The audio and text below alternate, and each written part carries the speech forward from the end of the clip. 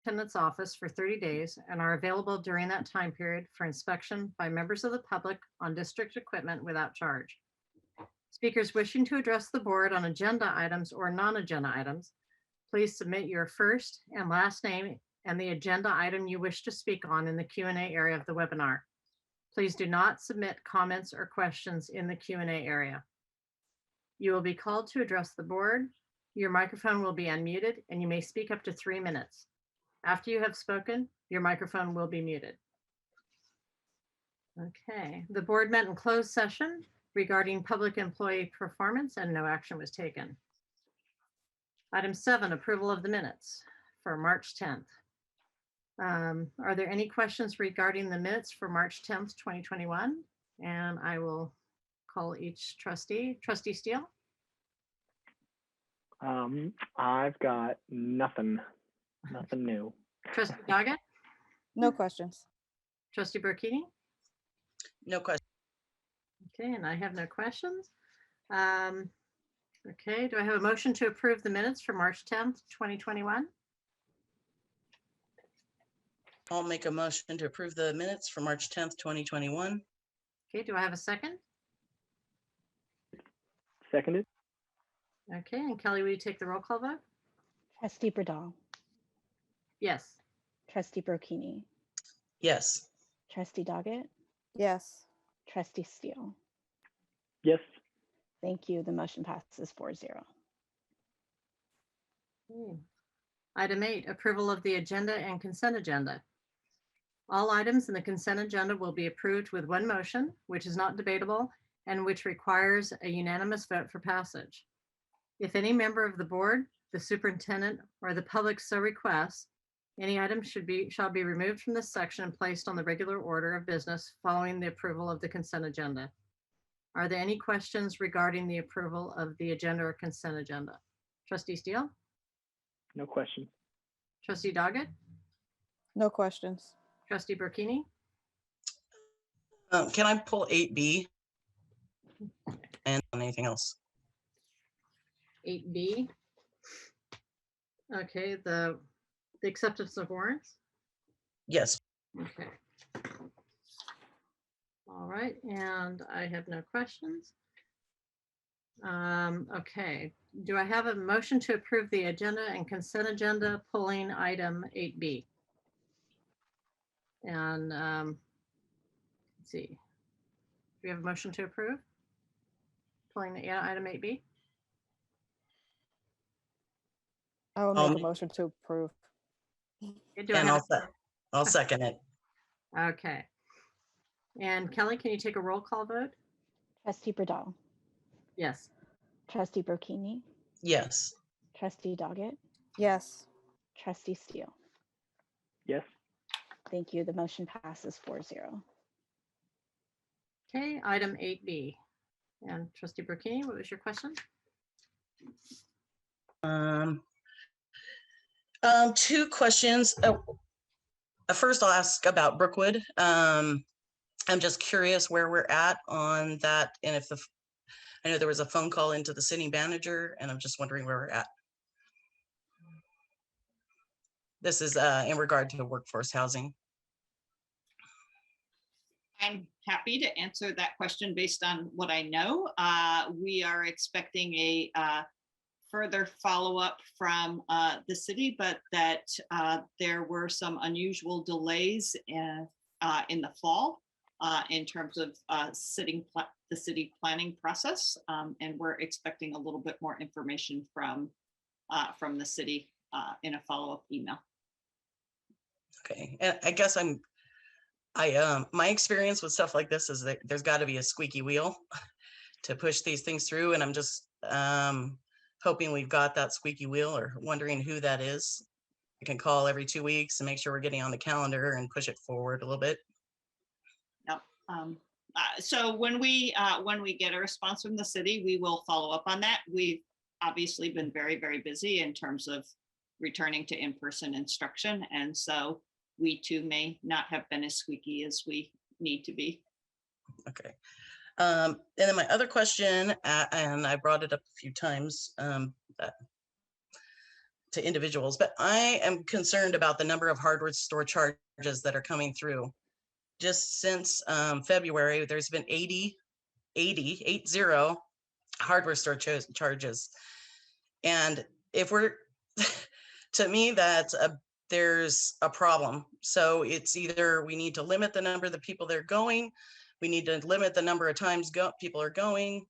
I'm concerned because to me, every one of those charges is 30 minutes that people, at least 30 minutes that someone's not on a campus working. And that to me looks like in a whole week, 40 hours worth of time at the hardware store in the last 2 months. And to me, that's a problem. So I'm just curious how we're going to address that moving forward. So from my perspective as the superintendent, at this point, we need to make sure that we have all of the materials that we need for returning to in-person instruction, but we can address it as a systemic problem as we start school in the fall. Making sure that everybody has the tools that they need and that we're as efficient as possible is something that we can do, but it's probably unlikely that that's something that you're going to see change between now in June. Okay, well, it's concerning that there's lots of time spent at the hardware store. And I understand, I do a lot of projects myself. I know sometimes you're in the middle of something and you got to run and get something, but 80 times in 2 months is too much. And that doesn't sound like, to me, one project. Anyway, I just wanted to bring it up in public with my board members that it's a concern for me. So thank you. So if I can summarize what your concern is around the efficiency of jobs being completed, and because the time is spent trying to be getting the materials, and so you would like to see some more efficiency is. Yeah, it just seems like you can make a list and maybe on Friday you go and you get all your bits and pieces instead of making a trip whenever you kind of feel like it midday. And we don't see who's making these trips. So I have no idea if it's one person or 8 people or, but it's a lot in my opinion. So Okay. that's it.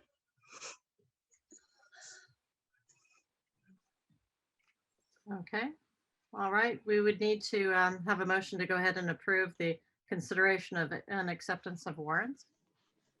Do I have a motion to approve?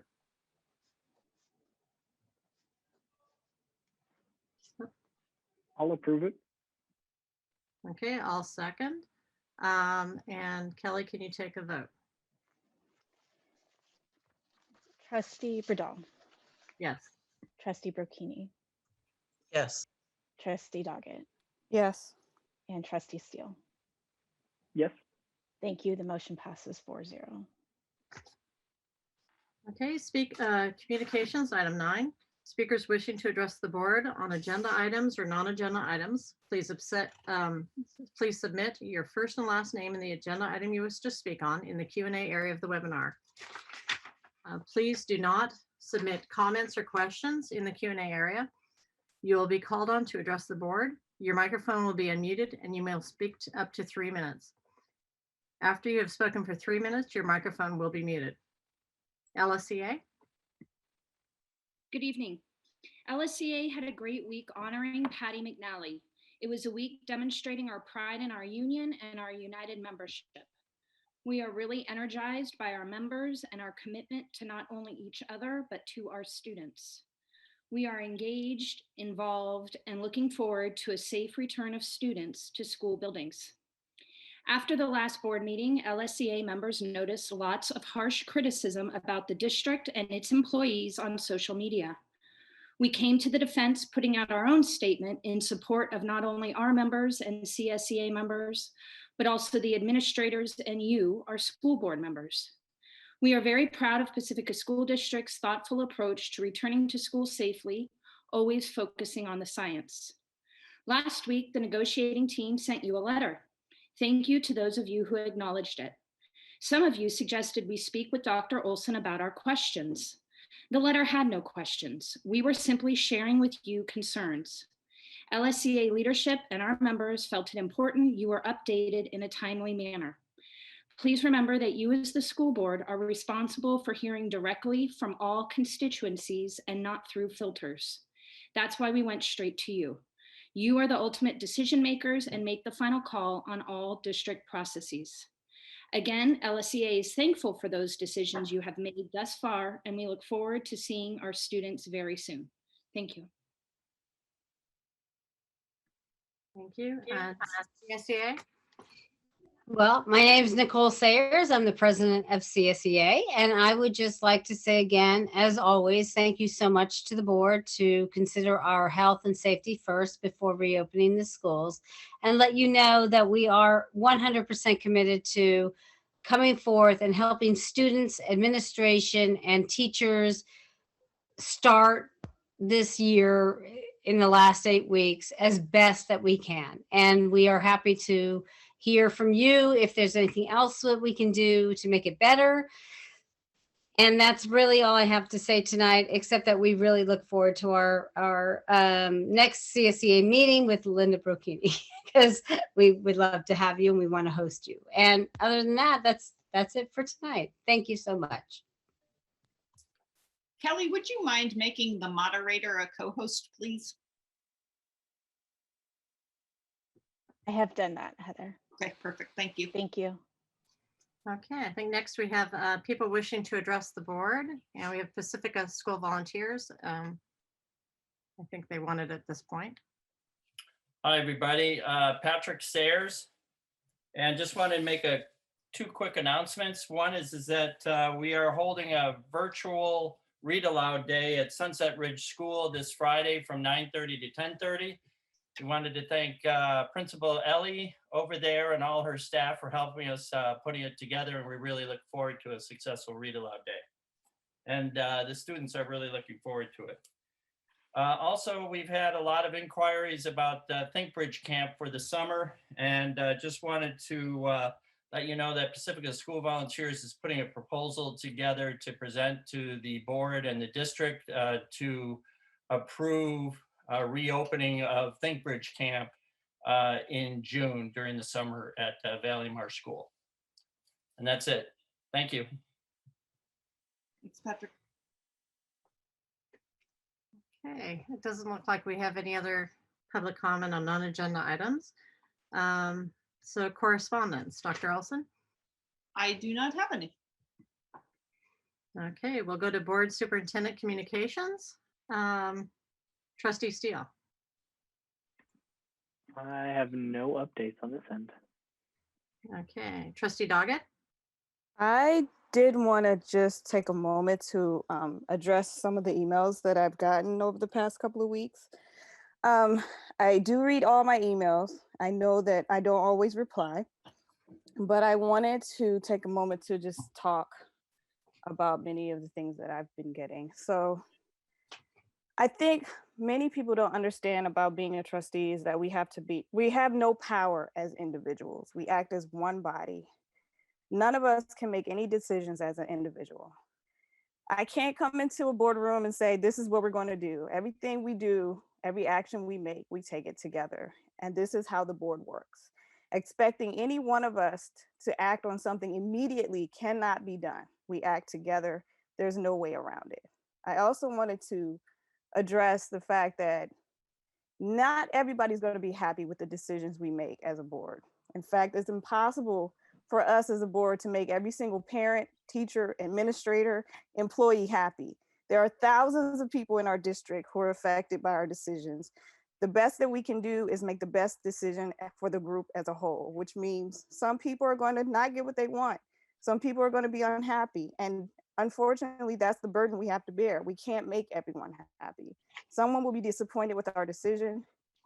And if that's you, please understand we didn't make that decision because we didn't care about you. We made the decision because it was the best decision in the moment. And another thing I've been struggling with is the fact that during this pandemic, we as the board have been asked to make literally life or death decisions. Over 500,000 people have died from COVID. The virus that at this very moment is still raging through our country. I mean, because of the pandemic over this past year, we've been put in a position to have to decide if we're going to make adults and children risk their lives to go to school. And I can tell you, sitting in this position, I could not have lived with myself if I'd voted to send your children to school and a child or teacher or administrator or employee had died from COVID. And that's what we've been asked to do. Our government and our constituents have asked us to make life or death decisions. Now, I know that there are children struggling with the schools not being open fully. I'm a parent. My child is struggling with this too. I understand how you feel. This is hard, but one thing that's given me solace is to know that my child is alive and the children of our district are alive. So it's very hard, it's uncomfortable, it's not ideal, but the pandemic is not over. I know we're going to have, some time in school, half days, but the pandemic is not over. And I want everybody to really understand that the pandemic is not over. So we are taking our time to make the best decision and moving slowly and moving forward to open schools as safely as possible. So before people continue to send us emails about being upset that the schools are not 100% back open, I hope that you all take a moment to appreciate that your children are alive and that we are making the decisions to make sure that your children can be in school. So I just wanted to say that because I've gotten a lot of emails and I wanted to just address it at once.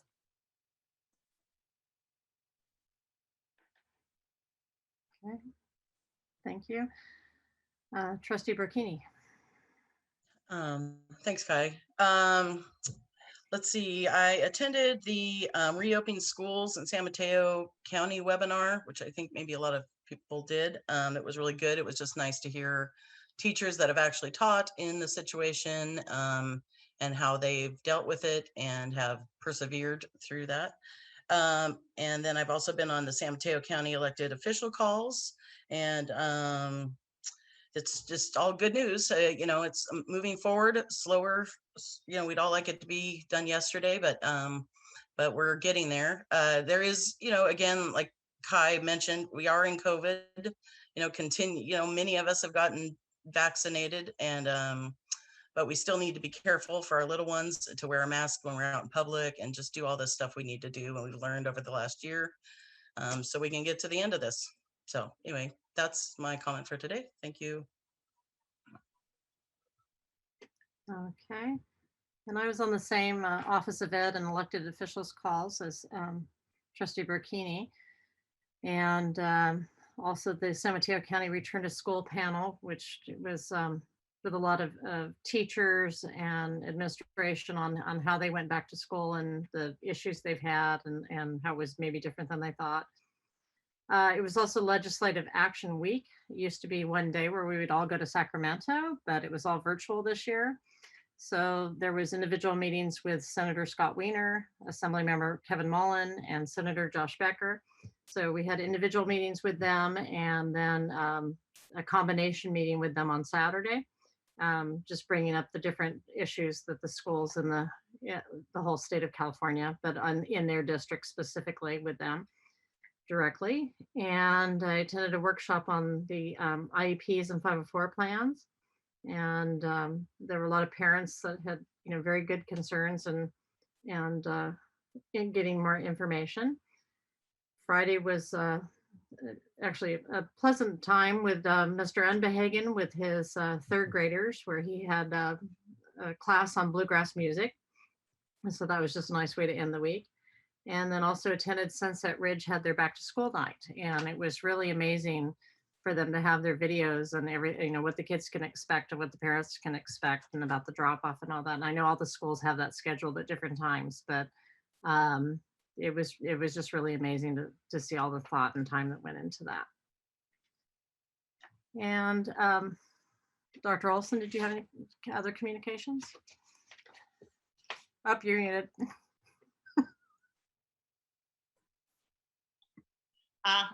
predominantly most of my time is around returning to school or meeting with the county office. I did enjoy that panel of educators that have been in school as a part of the Return to School Task Force. And I think one of the things that many of us walked away from that was even with full preparation, the return is hard, and that there are lots of decisions that need to be made along the way. So. Okay, we're going to go to item 10, district business. District goals. The district values the goals provided in our local control accountability plan and strategic plan. All of our district board agenda items are tied to these goals. One or more goals are listed in the description of each board item. The details for each of those district goals can be accessed on our district website at www.pacificasd.org. Okay, item A, return to in-person instruction and COVID update. Dr. Olson. Perfect. We will. There's a lot of things that have changed since the last time that we've met. So I'll try to give you the big picture overview of this. And Mr. Lucy will be the remote control. So if you'll go on to the next slide. So the big news is that with the announcement, so California Department, so Centers for Disease Control about 2 weeks ago came out and said that 3 feet of distance between students is an acceptable amount. And within a few days, California Department of Public Health has also indicated that. Their guidance came out on a Saturday. And then quickly we heard that San Mateo County Health would be also looking at adjusting that distance.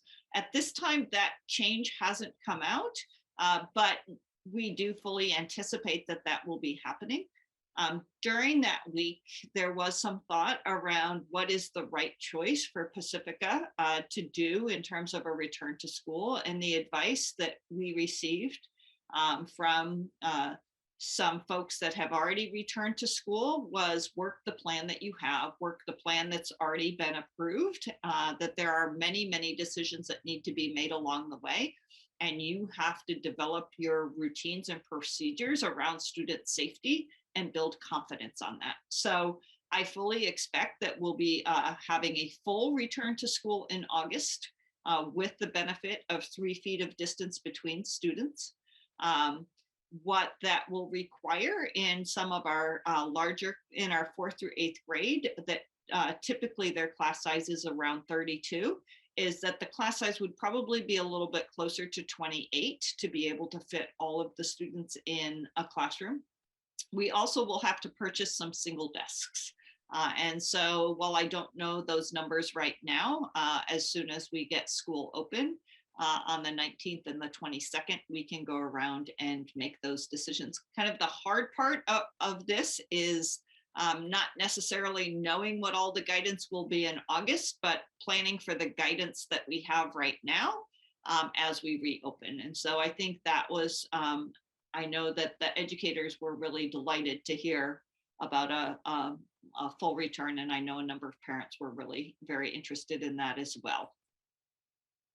So if we look at our return to in-person in a hybrid format, our primary goals are a safe incremental return to school following our approved plan for return to in-person instruction, which will be 2 days of in-person instruction, and preparing for a full reopening in August. So if we keep moving. This is just a picture of the front page of our website. And so our COVID plans can be found right there on the front page of the website. The PSD plan for return to in-person instruction is now up there in Spanish as well.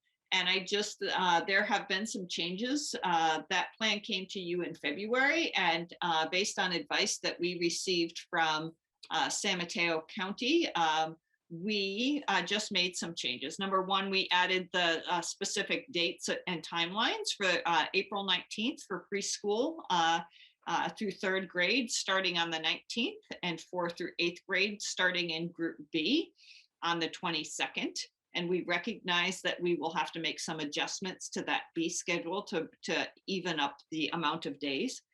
They asked us to talk more firmly about what stable groups were, add information about transportation.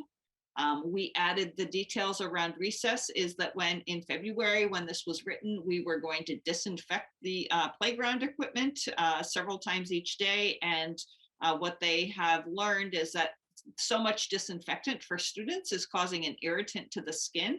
And as long as students wash their hands before recess, go out and play, and then come back and wash their hands, that there is no need to disinfect the play structure. We detailed the whole screening criteria for staff, specifically around what questions are asked, and then what happens if there's a temperature above 100.4, is that employee would go home and seek medical attention.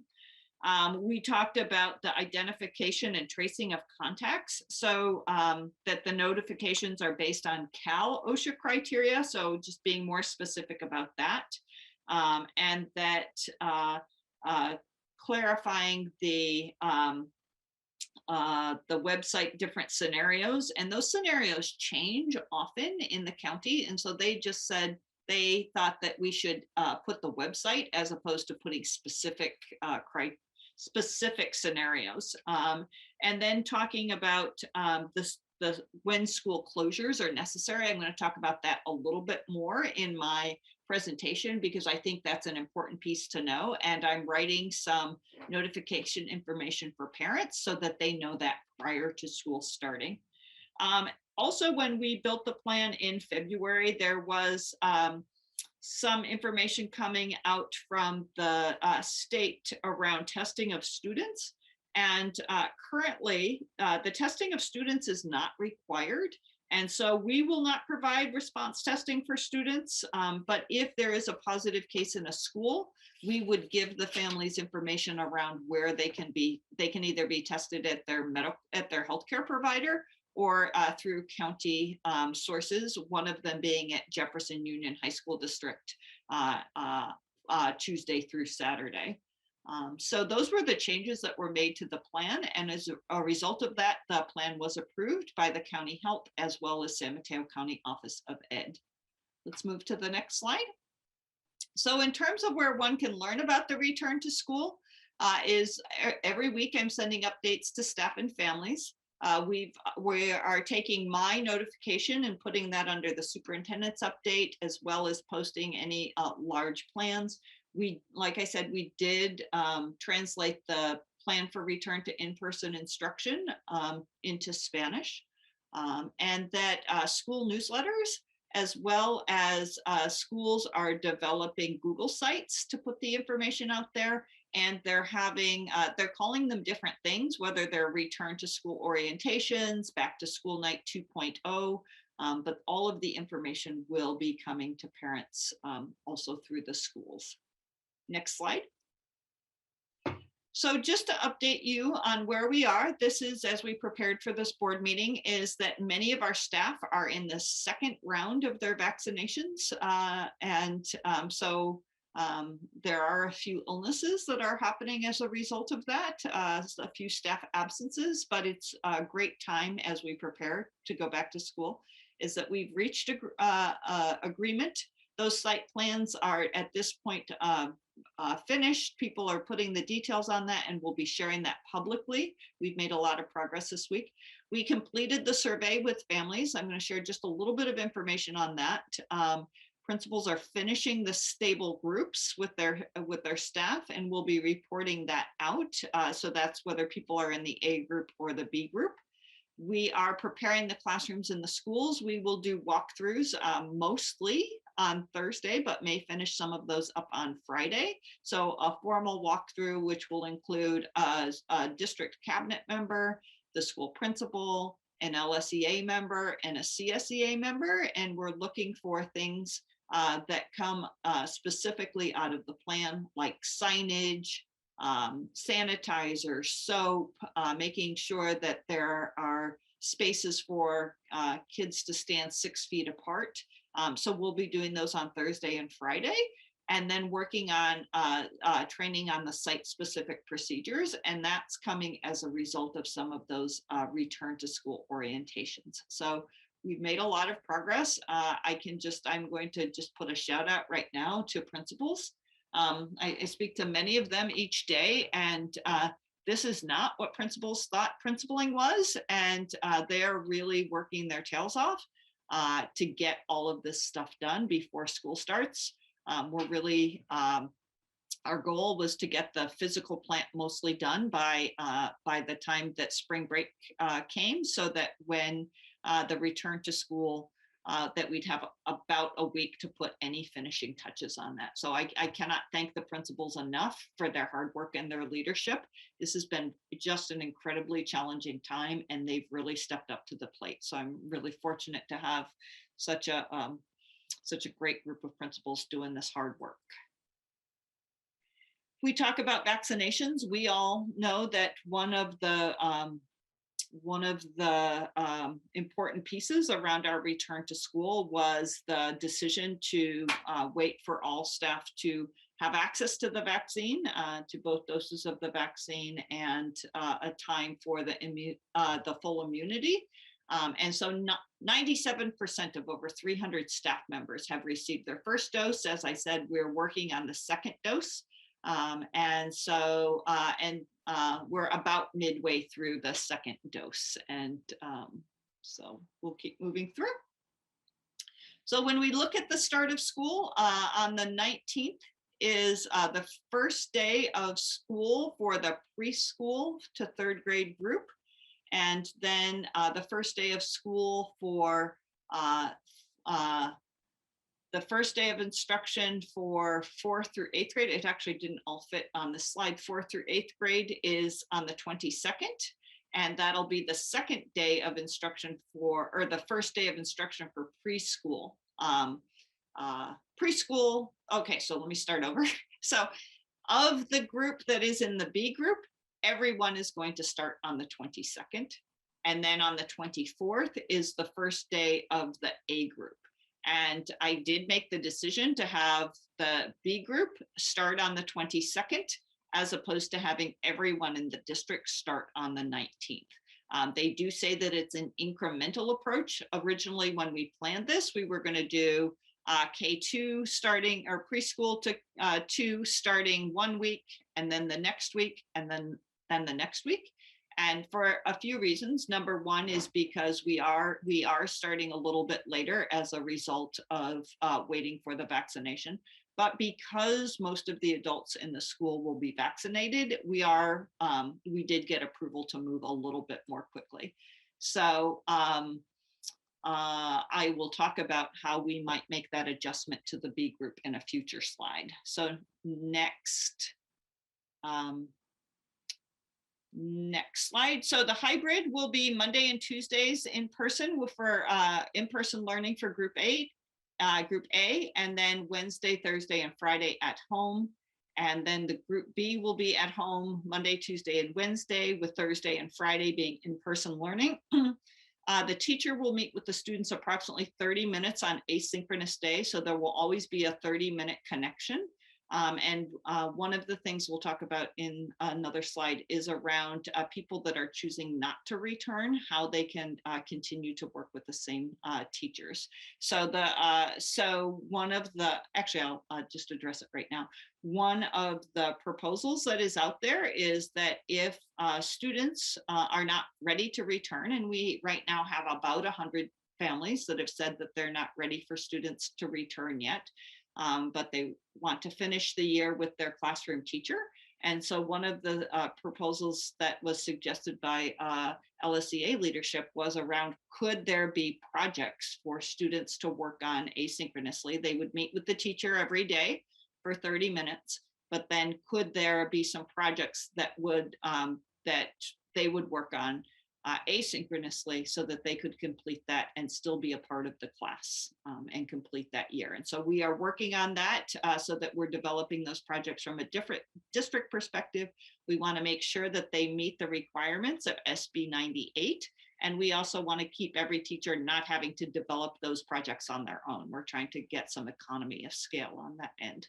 So I think that seems promising. And I know that having the students finish with the teachers is very important to the teachers as well as for the students and families. And so we just need to finalize a few of those things before we make that offer, but I will share some of that information in communications with families this week. Keep going. So in terms of the hybrid schedule, the challenge is that when we started with BB in 4th through 8th grade, that the B group has 3 more days. And so my proposed solution is to make one day, one of those extra B days an A day. I looked at May 28th as being that day. That is the Friday before Memorial Day weekend. And so that week, B would meet with the teacher on Thursday, and A would come back and meet with the teacher on Friday.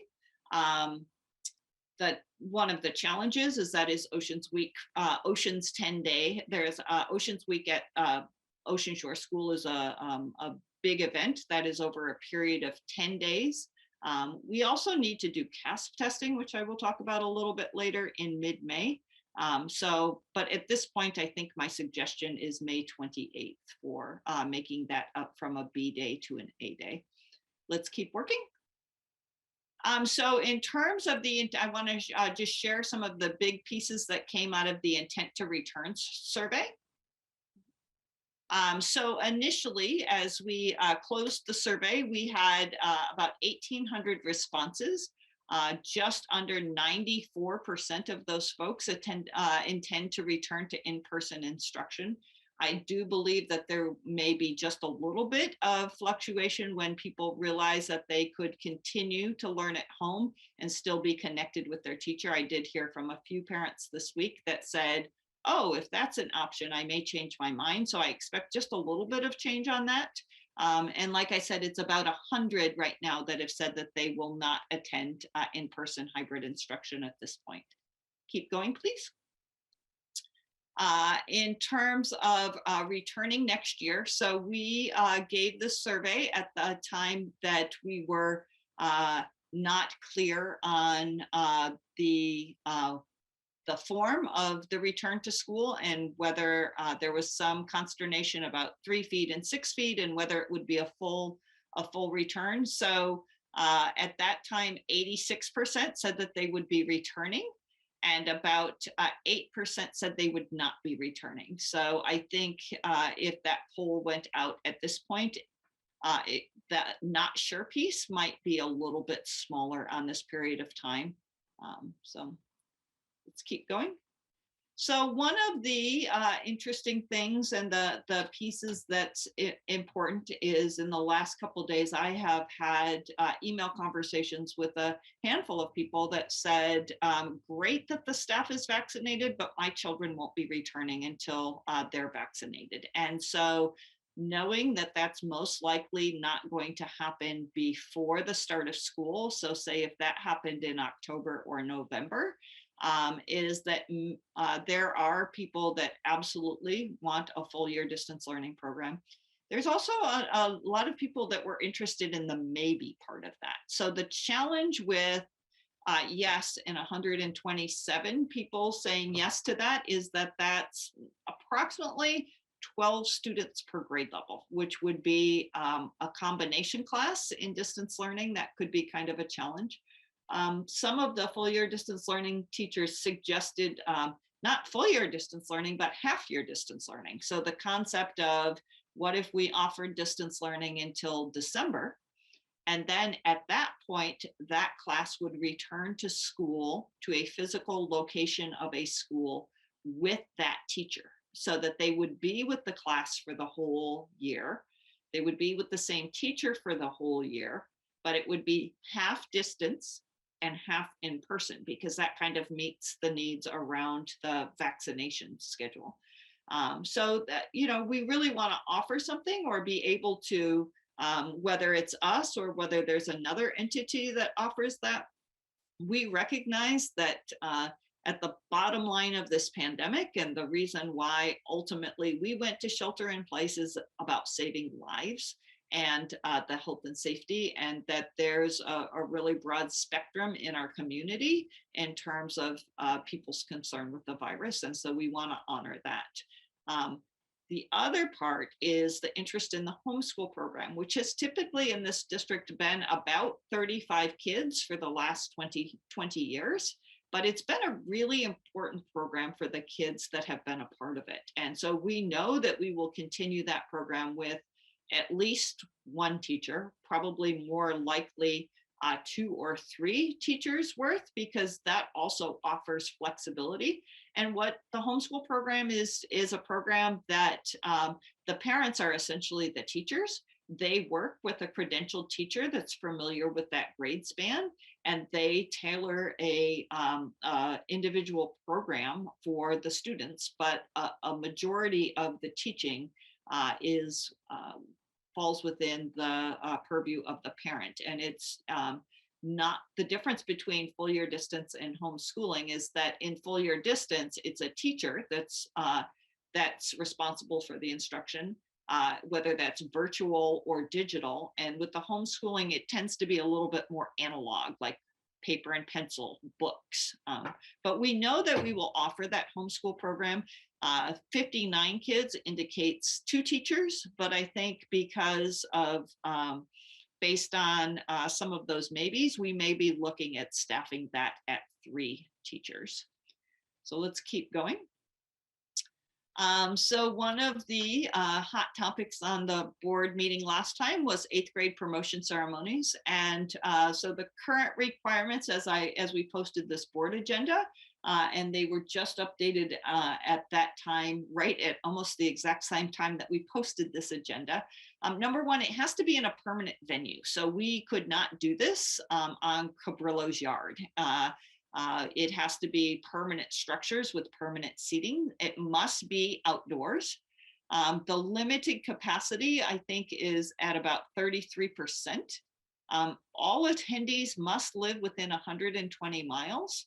But what our intention at this point is to secure a permanent outdoor venue where we would be able to have all 4 of our schools with 8th grades have a ceremony of approximately an hour. And then you have to have 2 hours in between the ceremonies. And we would want to do some things like wipe down the chairs and reset it. But being able to get 4 graduation ceremonies in, and probably will take 2 days. I've played with the math a little bit to see if we could get it all within one day, and I'm not certain that we can, based on the fact that we have to have 2 hours in between. So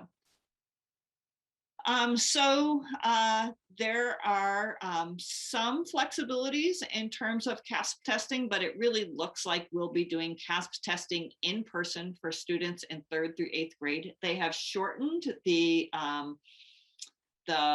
computer portion, the computer adaptive portion of the test, but there's still a performance piece that students need to take.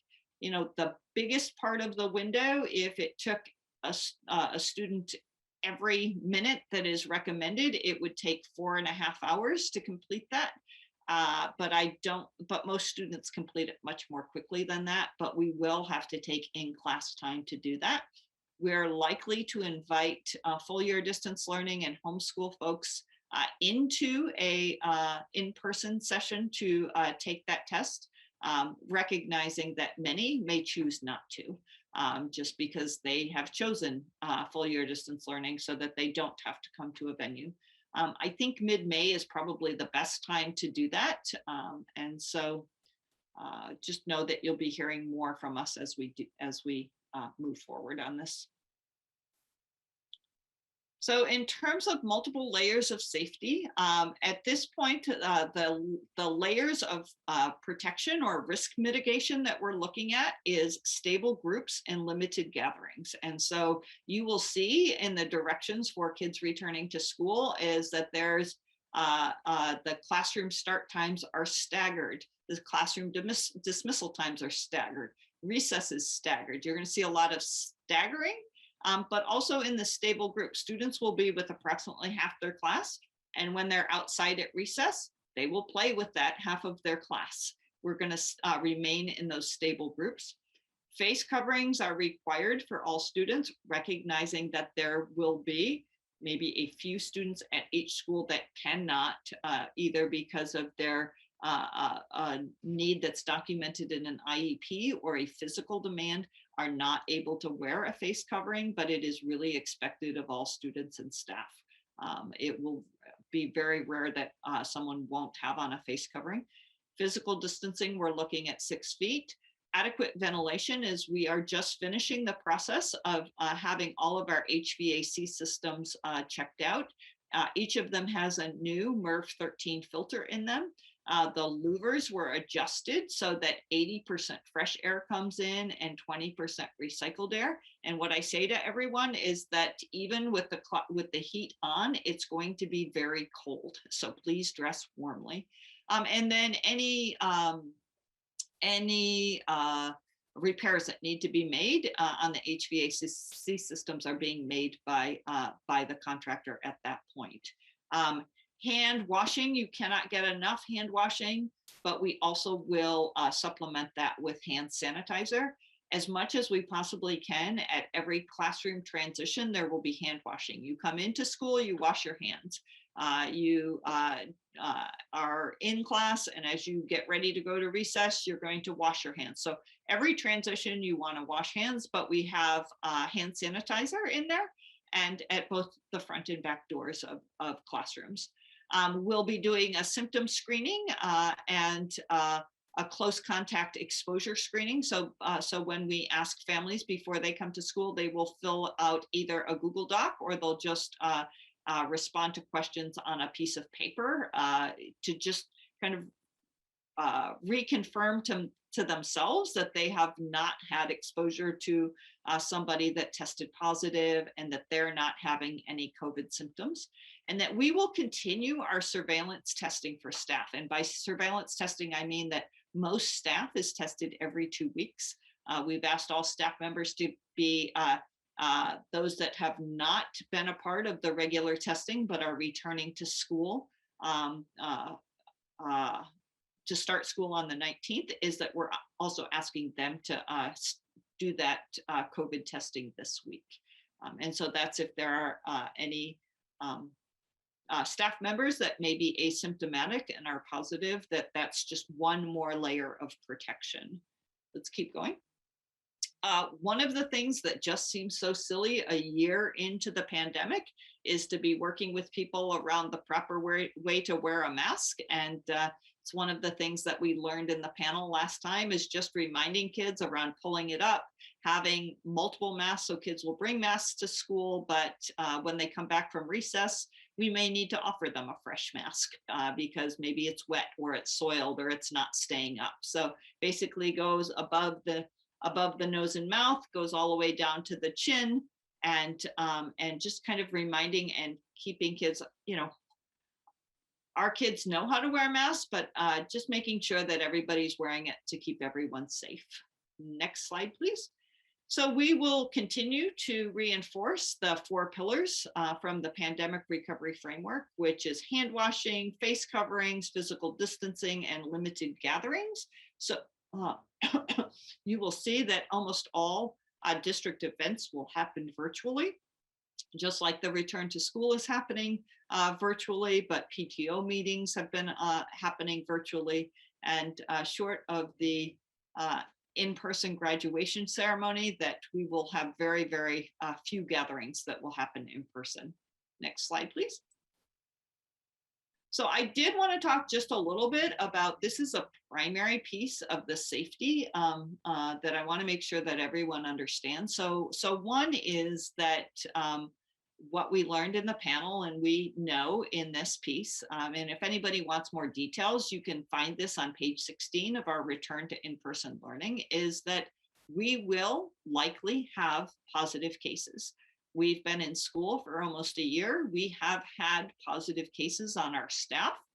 The good news about our staff is that we've not had any transmission amongst staff members, and it has not happened at school. And so that's a really important piece to this, is that We can't expect that no one will have a positive test. The most important piece is that if a staff member or a student tests positive, or they live with someone who has a positive test, the most important piece is that they immediately identify that to the principal as soon as possible. And then the principal is going to work with, we're going to have a district staff member that we're going to talk to you a little bit later about hiring, that will be that point of contact, that will do the contact tracing around that, would reach out to county health, and also keep myself and the principal alerted. And if it comes down to that we need to transition a group to distance learning, that we would do that as quickly as possible. So we will do that for a confirmed case of COVID. And so just to be super clear with folks is that right now, based on the Cal OSHA guidelines, is that even though most of our staff members are vaccinated, the Cal OSHA guidelines have not changed. And so if there is a positive case within a classroom, we would have to quarantine that classroom. It may be that in this scope of time that we reopen, that gets changed, but that is, it's just, how do I say, for parents that were planning to go to work to have their students return back to school for distance learning for 10 to 14 days can be sometimes some of a challenge. So we will immediately let families know if there's a need for quarantine. When people get the notification of a positive case, it is never identified who that person is. So much so that we will not say whether it's a staff member or a student. We will not say whether it's a him or a her. We will be very vague on that, and that is because we are required to keep that confidential. I will be upfront about that because parents need to feel like they need to know who that is or what level of contact their child had, and we cannot share that information. And it just will not be shared, and I can promise you that will be just a point of frustration with people, is that that individual that is positive, their right to privacy requires that we not share that information in any way. So when we talk about if there's a positive case and a class needs to be quarantined, but then there's also cases of school closure. And so that happens, a school is closed within a 14-day if 25 or more of the classes have a student that is a student or staff member that's positive, or 3 what they call outbreaks, or and more than 5% of the school population is infected. And so there are instances in other districts where they have had to close schools. And then a district would be closed if 25% or more of the schools within a district have closed. And so for us, being only 6 schools or 7 sites, that we may also have to close the district. We are opening right now where we're in orange, and I expect that we will soon be in yellow. We may even be in yellow by the time we reopen. That this may not be a concern, but I just want to be completely transparent and upfront with people, is that, you know, one of the reasons why we're opening very, very slowly is that we need to get this process in place, because it's not a matter of if, it really is a matter of when. And so we want to make sure that all of those pieces are in place. Next slide, please. So considerations in terms of longer term, we will look tonight to adjust our board administrative regulations on the intra-district enrollment. And then as we've talked about, is do we offer full year distance learning next year? I think as I was building this presentation, I was really looking at those numbers and wondering how we could do it. But I also recognize that safety feature for families that want to make sure that their child is vaccinated. So looking at what the best way to do that is. And then the question is, when you ask that question is, you know, you ask the question when you know what the program is going to be looking like. But we also have to make staffing decisions. We like to make sure that teachers have their staffing assignment by June 1st. And so that's kind of the question that we're plagued with. We will not know the answer to that tonight, but it's just in the back of my mind about how to make those decisions. Because as we reopen, it's how do we plan for the next year? Next slide. So we are going to do those school and classroom walkthroughs this week, and then asked all employees to make sure that they complete the curative testing. The full year distance learning folks that are working from home and the homeschool folks do not need the curative testing. I am working today and tomorrow on writing parent notifications of the safety procedures. Essentially, I'm taking that plan plan for in-person instruction and kind of chunking out the most important pieces of that. One of them is around the notification process. So that will come to families by the end of this week. Getting communication around the site procedures, and then the return to school orientations will be happening. So at this point, that concludes my presentation. I know that we may want to take some public comment, and then we would have the opportunity for board discussion. Okay, I think the first person to put in to speak on this subject, I think it's listed under Grant Friedler, but I think the speaker will be Amber Friedler.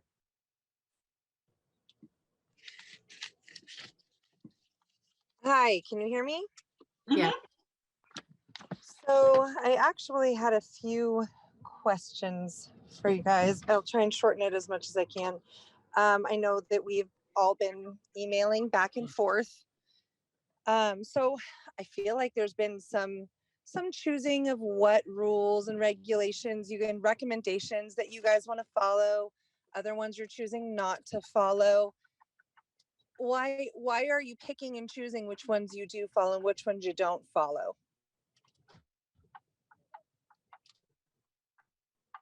We can't answer the question. And We're not we've able to have also a gone back and forth over. conversation. No, I understand. I'm sorry. I'm in the car with my family right now, so I apologize for the inconvenience. So in the beginning, whoever was speaking had mentioned the well-being of the kids and everyone's healthy and alive. Well, what is it going to take, you guys? Because Dr. Olson, you had mentioned that after the 6 foot, even stated that 28 4th through 8th graders can fit into a classroom. So why are we not making this change now and getting them in more and sooner? I've spoken with the San Mateo County of Education. I've spoken with the San Mateo Public Health Department, and they've all confirmed after reviewing your plan, no less, that they would only need about 2 weeks at the very, very most, 1 week for you guys to amend your plan, submit your plan, and 1 week for them to review it. So there's another question for you, which we'll be emailing back and forth as we have been. Why are we not moving forward with the 3 foot distancing as we were told as parents that you would be doing once things changed? Let's see. There's oh, my phone is about to die. I apologize if it cuts out. There's just multiple items that you guys have said you're going to be doing and changes that you're going to be making, and you're concerned about the well-being of our children. And so personally, I have a child who's been dealing with anxiety and depression. And where do these kids sit on your let's hurry and get things done? Where are they on your agenda? The mental health, I've asked for these reports, which you guys said you would address. I haven't heard any of them. So I'm hoping that this is coming later on in the board meeting. But yes, our kids are healthy and alive, and you're concerned for their physical safety is what I'm hearing. But what about their emotional well-being? Because again, it is not being addressed. I'm done. You can let somebody else talk. Thank you. Yeah, I think next we have Rachel Merlot. If that was about this item. Hi, how are you? Can anyone hear me actually? Yes. Yep. Okay, sorry. Yes. Okay. It was at the very beginning. I just wanted to ask, I know that there's going to be some new ordering of I guess, supplies for the classroom desks. And I was just curious if there were desks in storage still, and if that was a cost that we needed to have for the district. And then I guess my question was also just if they're still in storage, that we could just use those. So that would maybe save some of that. So I guess it's not really a question of, more of a comment in regard to what we already have, if it maybe could be redistributed to other schools or something like that.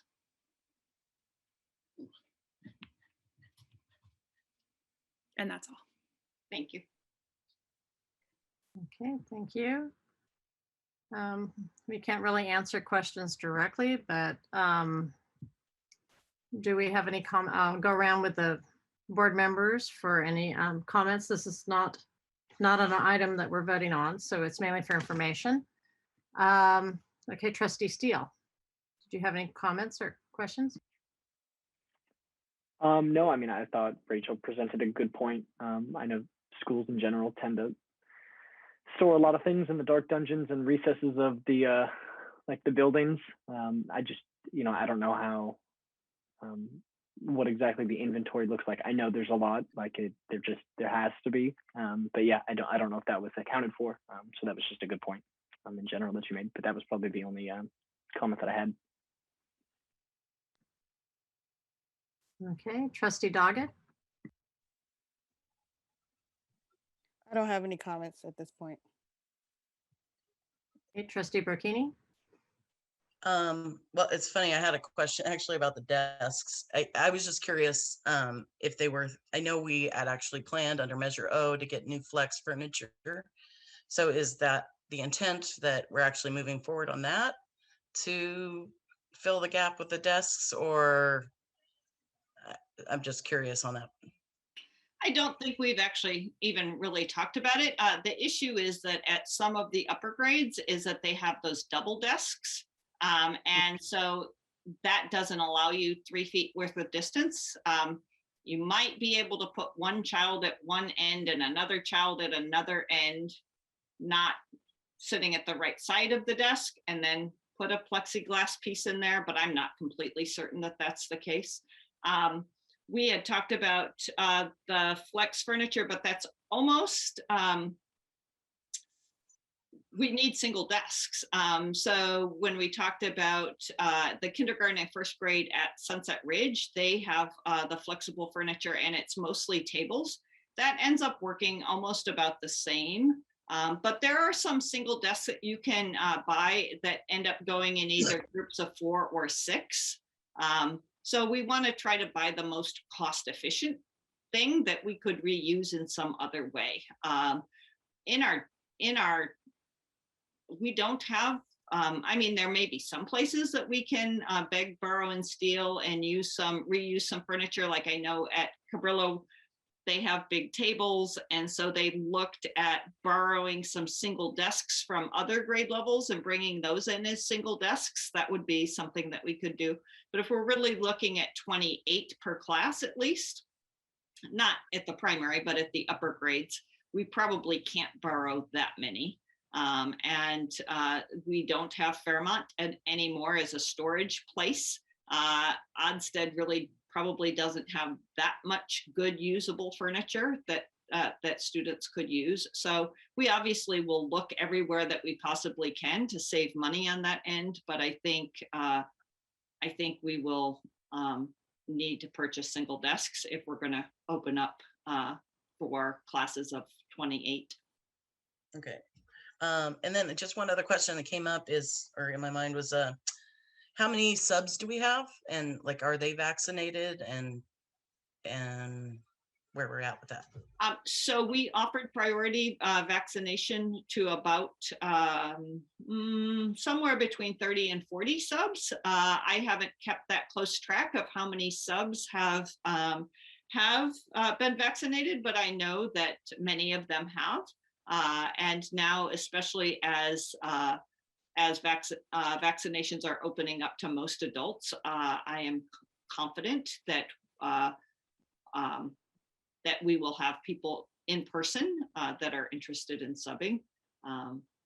So there were probably between 30 and 40 subs that were offered the priority vaccine.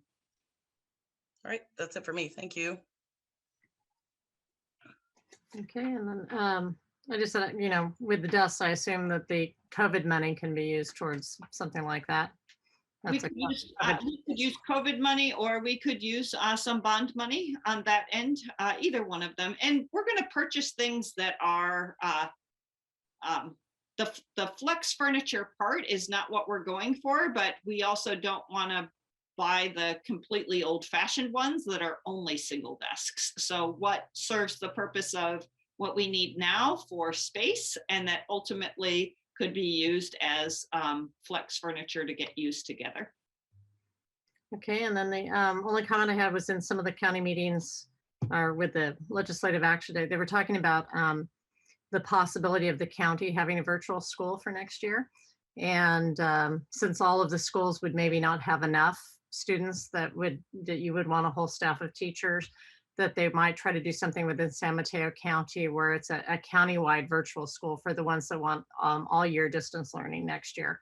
And you know, I mean, they're still ironing out the details if it gets there, but that sounded like it could solve a lot of problems for a lot of school districts and be very good for the kids. So I think that the economy is, you know, it would be really hard to teach a distance learning class as a combination class. And so to have 24 to 28 or 32 students would be a great benefit. So we'll listen to see if that's an option for us. So hopefully that's in the future if we can use it. That's great. If there aren't any other comments, then thank you for the presentation. Thank you. We're almost there. We'll be ready. Okay, thank you, Dr. Olson. Okay, item B, TKK sixth grade lottery update and projected enrollment. Dr. Correa. Thank you. I'm grateful for an opportunity to provide you an update, something that happens, I know each year, but this year, just like what we've been talking about, was quite unusual. I want to just first mention just the complications of what we've been going through in our student services department between a lot of changing factors. Appreciate the board's understanding of that and working through that, and also just recommend or acknowledge my teammate Nicole Ortega over in student services, who's helped not only enroll current families, students moving in, but a lot of various moving parts. So thanks. Go ahead, next slide. So as people may be aware, Pacifica is unique in that we are an open enrollment district. And so there are various ways in which students find themselves attached to a school or find a school, and specific pieces of our enrollment process really do distinguish us in effort to allow families choice about what school is going to match their family's needs. And we do that in a way that's that we try to be very responsive to where students and families are. So one way that students come to a school if they arrive, say today or tomorrow, or without enrolling through the lottery, is that they come into our school district by providing various forms of documentation. We've had an opportunity to review those policies very carefully this year. For our kindergarten and TK students, there is a period that students are allowed to, or if they are a sibling of a student, so say for instance, they have a big brother or sister at that school and they're an incoming kindergartner, they have an opportunity, a window through the fall into February to utilize what we consider a sibling priority, which means they will be given a spot at that school. And then we also have our sixth graders, so students who are at Ortega or Sunset Ridge, they are able to go on to a spot at IBL. So once those spaces are filled, we do engage in a lottery, and that's based on just each year dependent on where the interest is. And so I'll share a little bit more about the placement procedures. How are students determined? There's a very specific way in which students are placed, and we use this policy with great fidelity in order to be fair and equitable in terms of how students are coming into the district and how they're finding their spots. If your families that are new residents to Pacifica are assigned to the school that there's space at, depending on when they've actually enrolled and completed their registration process. As I mentioned, with the TK and kindergarten placements, when there is an overflow or there's too many families interested for an incoming kindergarten class, then a lottery is held to determine who is able to be there based on space availability. And for sixth grade, a lottery is offered when, and those wait lists are determined in the same way that the kindergartners were. If there were, say, an overflow or more than the spaces we have available, if there's a greater interest, then we would offer that.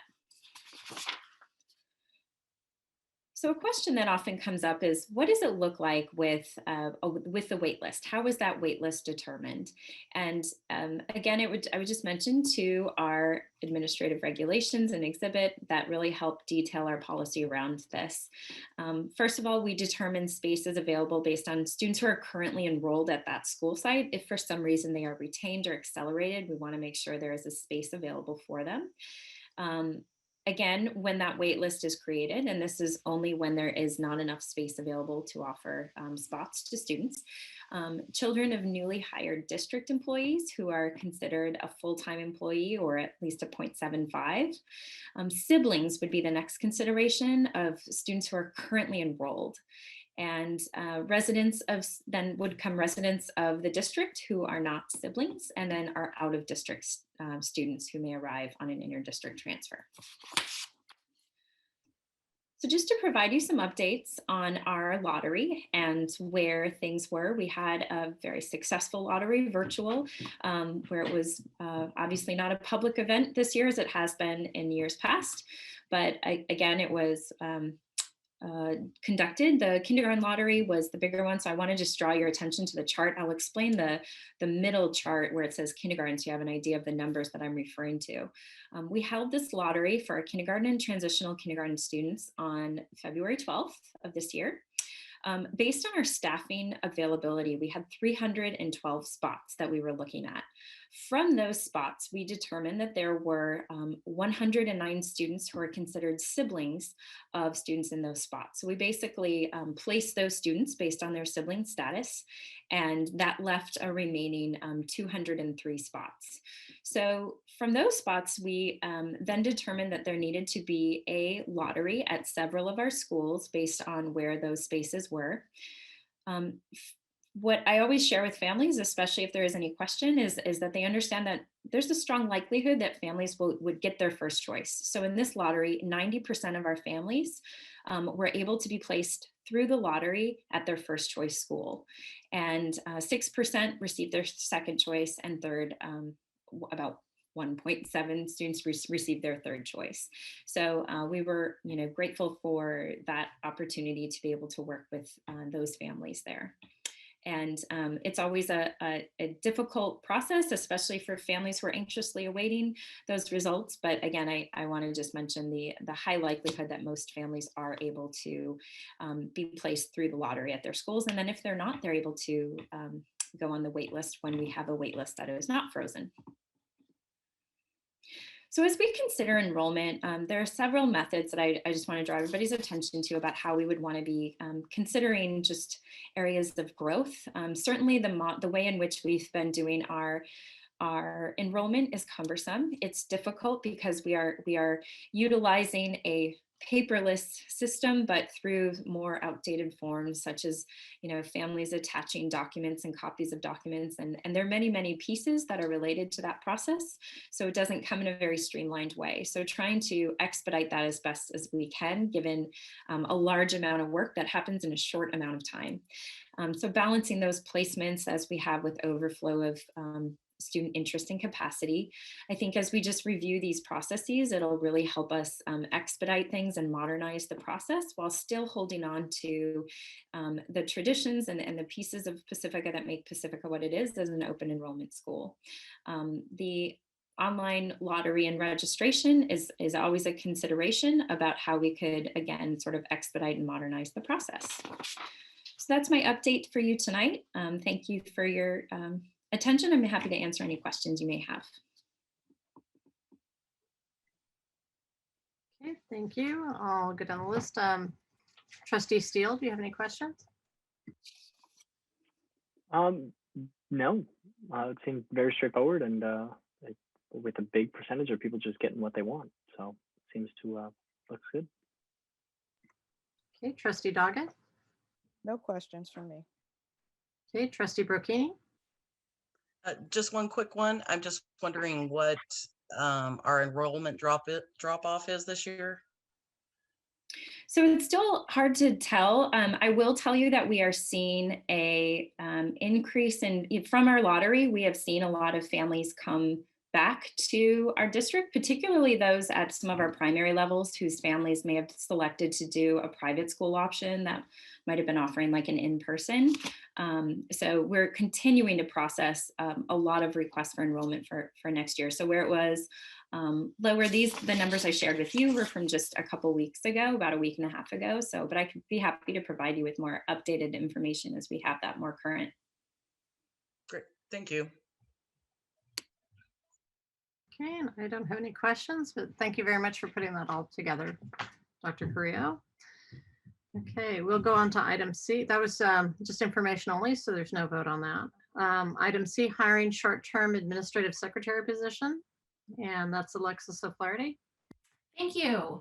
The health and safety of our students and staff is extremely important to us as we begin our hybrid in-person instruction.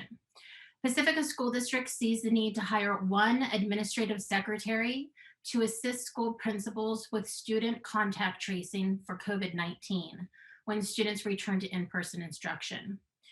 Dr. Olson had discussed this a little bit during her presentation tonight.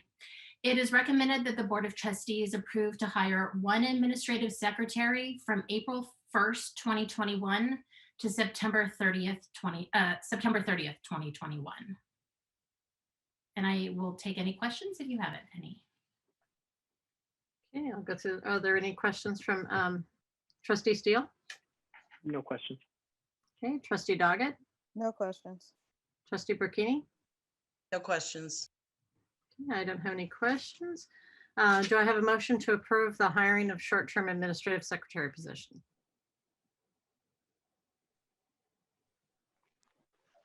I'll make a motion to approve the hiring of a short-term administrative secretary position. Okay, I'll go ahead and second that. And okay, Kelly, can you please go through and take a vote?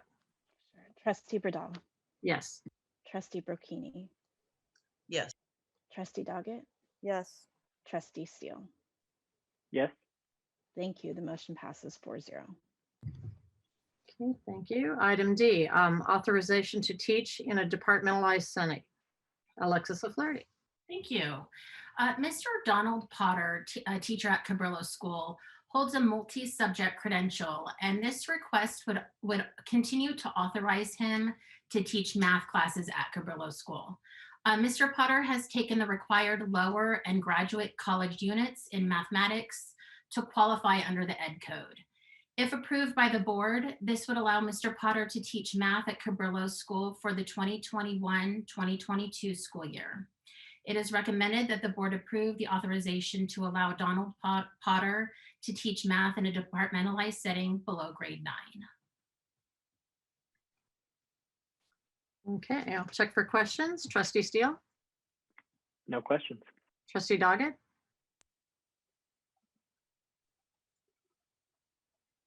oh, you're muted. No Yeah. questions. Sorry. Okay, Trustee Burkini. No questions. Okay, I don't have any questions. You taught all three of my kids math, so I'm good with that one. Do I have a motion to approve the authorization to teach in a departmental setting? I'll make a motion. Okay, do I have a second? I'll second it. Okay, Kelly, can you take the roll vote? Trustee Bradal, Yes. Trustee Brocchini, Yes. Trustee Doggett, Yes. Trustee Steele. Yes. Thank you. The motion passes 4-0. Item E, declaration of need for fully qualified educators for 2021-2022. Alexis O'Flaherty. Thank you. The declaration of need is annually submitted to the Commission on Teacher Credentialing that allows for the flexibility should the unforeseen circumstances arise to fill a teaching position with a teacher not yet fully credentialed. The form that was attached tonight contains a projected number of needed emergency permits and limited assignment permits for fully qualified educators across the identified categories. So based on the projections of our enrollment and past needs, we anticipate needing the following emergency permits. And again, this is just a projection. It could change, it could be less. We may have to come back with adding another one, but we just don't know at this time. It is a projection. So we are looking at possibly 2 resource specialists, 1 single subject teaching permit, and 1 multi-subject teaching permit for the upcoming 2021-2022 school year. It is recommended that the Board of Trustees approve the declaration of need for fully qualified educators for the 2021-2022 school year. And I just want to add one more thing, that this would be where we would hire a teacher who is in a credentialed program currently. And we would have them either on a PIP, which is a provisional intern permit, or a short-term provisional intern permit. It would allow for somebody in a teaching credential program to be hired with Pacifica School District. So I just wanted to add that as well. Okay, I'll go around to see if there are any questions. Trustee Steele? Yeah, are they being, so in compensation, are they being compensated like as a full, like first year, first column, or? So they would be compensated as a pre-credentialed teacher. So it's prior to the first step, first column, because they're not credentialed yet. Okay.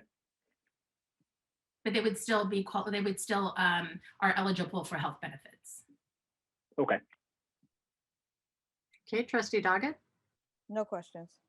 Trustee Burkini?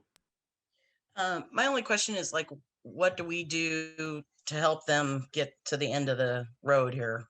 Absolutely. So the people that we would hire either on a PIP or a STIP or an intern permit would be that they are in a credentialed program. We couldn't hire somebody that is not in a credentialed program. So these are folks who might have a semester left, and we are in need of hiring somebody that we have posted for the position. We have we may not have any candidates for the position. So if it's a great opportunity for somebody that is in a credential program to be able to move forward with teaching using an emergency permit. Hey, thank you. Okay, I don't have any questions. Do I have a motion to approve the declaration of need for fully qualified educators for 2021-2022? I'll make that motion. Do I have a second? I'll second that. Okay, Kelly, can you take the roll call vote? Trustee Bradall, Yes. Trustee Brocchini, Yes. Trustee Doggett, Yes. and Trustee Steele. Yes. Thank you. The motion passes 4-0. Thank you. Okay, thank you. Measure O bond projects. Architect selection results. And that's Josie Peterson. Okay, thank you, Trustee Bradall. One of the projects we've been working on over the last several months is pooling architects together so that we can get our Measure O bond projects completed. So back in October, we did post a request for qualifications for architectural services, and we sent it to 25 Bay Area architectural firms who specialize in K-12 education schoolwork. We published it on the district website in addition to that. So we also formed a committee, a selection committee, and I really want to thank these committee members because this project did take up quite a bit of their time. So on the committee, we have Linda Brocchini, trustee, myself, George Machado, the director of FMO, Cece Meng, our bond project manager, Ann Tai, representing LSCA, and Frank T representing CSEA. And I really want to thank Cece because this took a lot of coordination and organization on her part, and she really kept the process moving along, and it was very smooth for us. It did take quite a bit of time, but it was a very smooth process. So we did receive 8 statements of qualifications from architects in December by the deadline. And then the committee began meeting to review those statements of qualifications. And once we met, we were able to get a short list of several firms, and then we conducted interviews a few weeks ago. And based on our interviews, we are recommending tonight that the board approve K2A Architect and Interiors, Quattrotri Quack Architects, Spencer Associates, and SVA Architects. The recommendation is to approve the use of these firms, and then our next step will be to match the bond projects to the various architects as we move forward. For example, the Cabrillo Gymnasium is one of our larger projects, and the Ortega Field. We would then want to match the architect's qualifications and experience to our projects as we move forward. So I don't know, Linda, if you have anything to add. You were on the committee as well. Yeah, I think it was really thorough, and we spent a lot of time. I really feel like we've got great candidates that we've got selected here. So I thought it went well. Thank you. Thank you. So it is an action item for tonight. If there's any questions or comments, we can take questions at this time. Okay, Trustee Steele, do you have any questions? No questions. Trustee Doggett? No questions. Well, Trustee Burkini, you're on the committee, but if you assume you know the answers. Okay, I don't have any questions. Do I have a motion to approve the Measure O bond projects architects selection results? I'll motion to approve. Do I have a second? I'll second. Okay, Kelly, can you take the vote? Trustee Bradall, Yes. Trustee Brocchini, Yes. Trustee Doggett, Yes. Trustee Steele. Yes. Thank you. The motion passes 4-0. Okay, item G, adoption of resolution number 2021-03-31-A, endorsing April as Autism Acceptance Month. And Dr. Carrillo? Thank you. 1 second, sorry.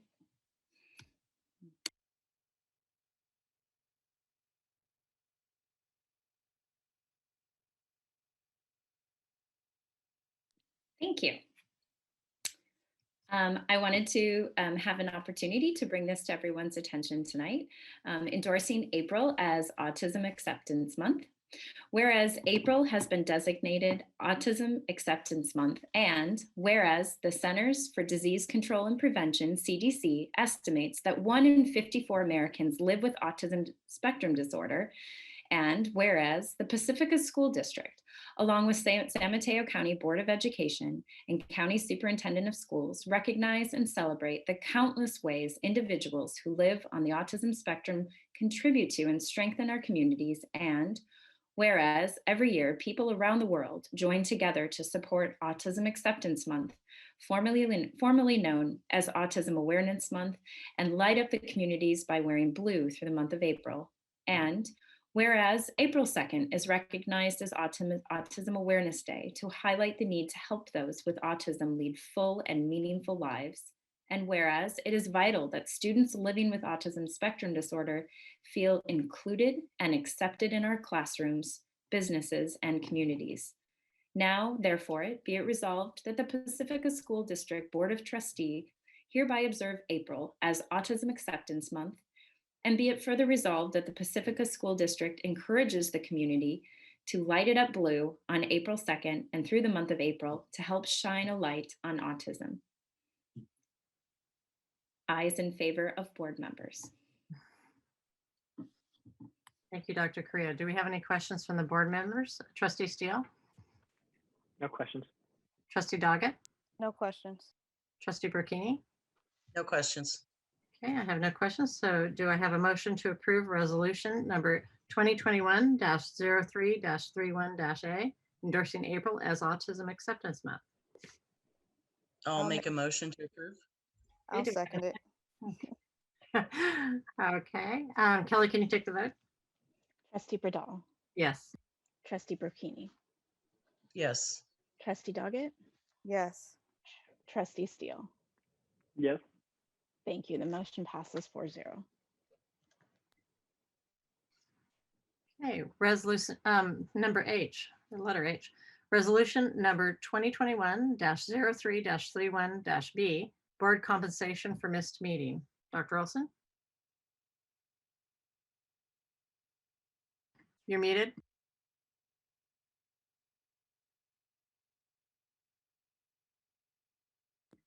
Still muted.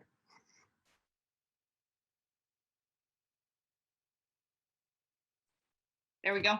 Little glitchy here. So we had a board member that missed a meeting, and we as a board may compensate when the meetings are missed, just simply by a resolution, and make sure that the compensation for the trustee is paid.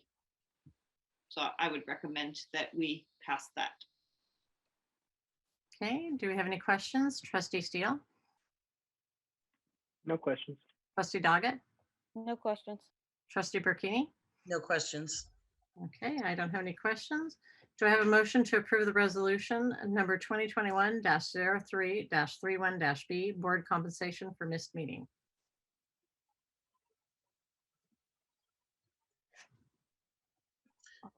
I'll make a motion to pass resolution number 2021-03-31-B.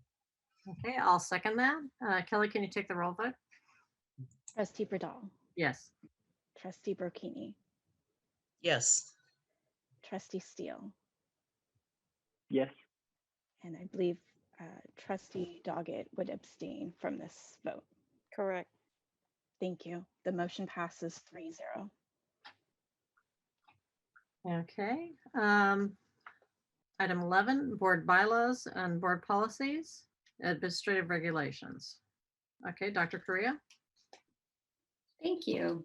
Yes, as mentioned earlier this evening, I want to present to you tonight some proposals to the board for as we consider coming back to school next year, and as it relates to our district exhibit and administrative regulation on our inter-district transfer. During the 2000-2002 school years, the board thoroughly reviewed all district policies. New and revised policies were adopted.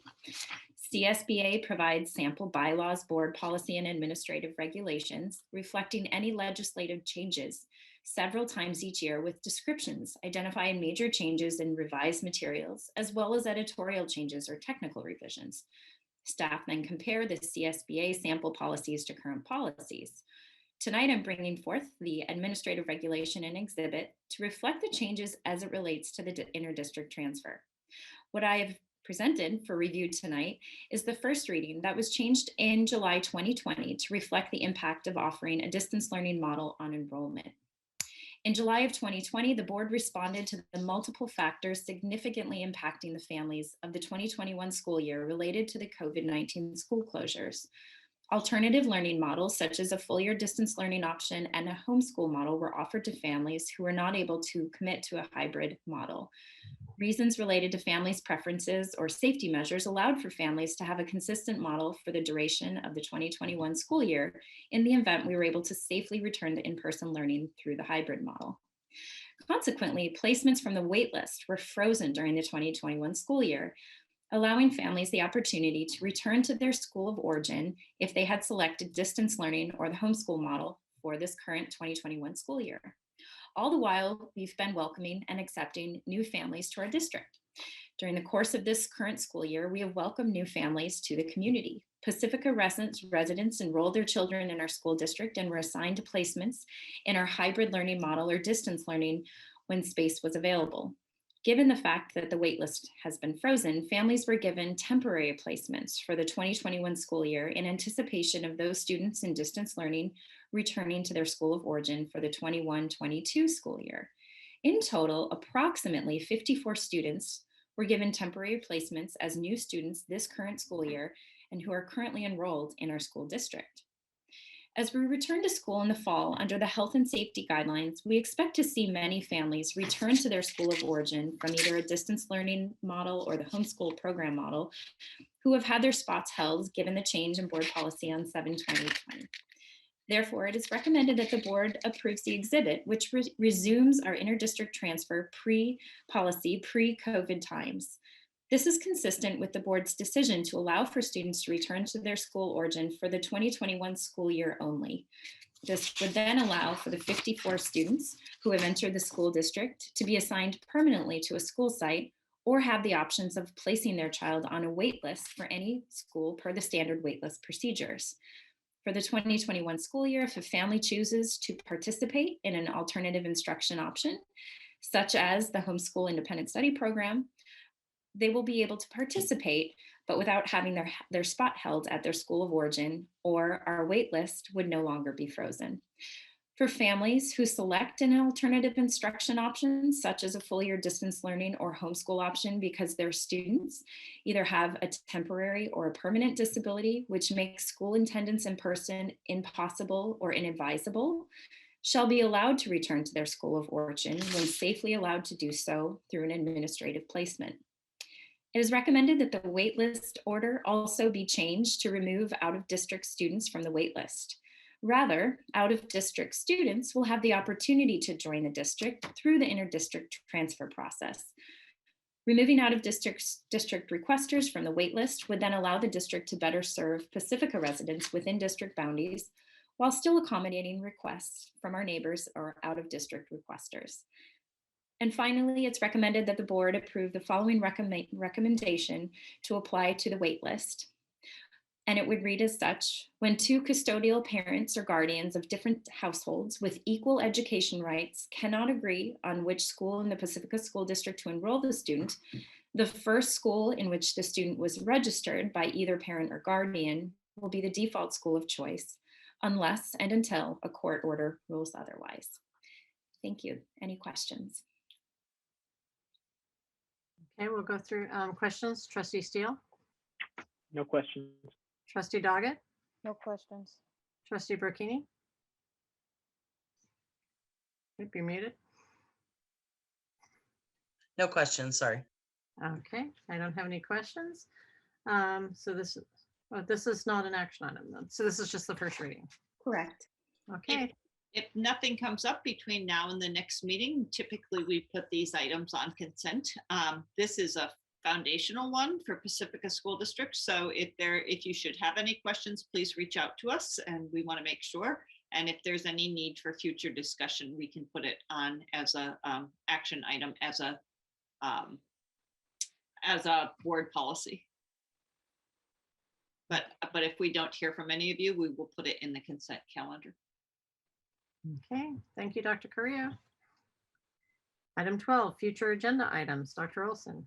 Okay, so as our next meeting is on the 28th, and so just checking out, at that point, we will be in school for 10 days. And so just wondering if we will give you an update on return to in-person instruction, Williams uniform complaints, the investment report, resolution. I believe that we'll be ready for the resolution of the tribal land acknowledgement.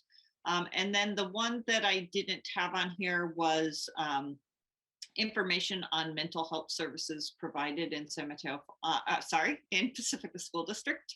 And so we will add those to the agenda. And then we would have the intra-district open enrollment on the consent agenda if there's anything. We do have a board work study on May 12th for the LCAP and the budget. The spring is going to be very busy because the requirements based on some of those monies and the plans that are required that come along with COVID require that we complete plans by June 1st. So we're going to have a very busy spring. Are there other items? Oh, the other part on the future agenda items is that we have placed the virtual return to school orientations So where typically in the spring, March, April, and May would be open houses, that we're going to use this time with families to prepare folks to return to school. So those dates are on the calendar. Are there any other agenda items? Linda? I would like to at some point talk to the board about a parcel tax. And I don't know if we can do that during the work study. And just, I'd like to talk just about the different options, also timelines, and just kind of get that ball rolling a little bit. So I'm just wondering, I don't want to put too much pressure on you guys to prepare anything, but I just feel like the board needs to talk. So I guess, would it be best at the next meeting or at the work study? The work study is the part where it can be conversation without a lot of details. Let's see. So we're going to be talking about the LCAP and the budget. And so often with budget conversations, there's talking about increasing revenues.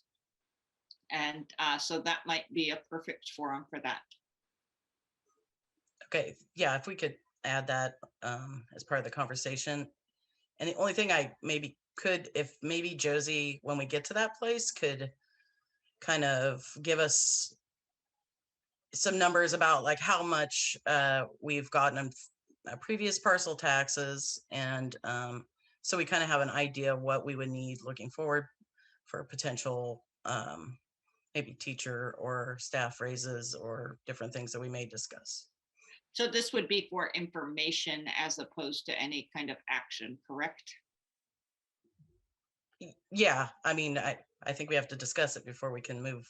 Right, So- right. No, I'm just checking to make sure, because in a work study, we would want to have it agendized differently, so. Okay. Okay, That's it. okay. All right. So I guess we will adjourn the meeting at 8:43 p.m. See you guys soon. Thank you very much. Okay, thank you, everybody. Thank Bye. you. Good night. Good night.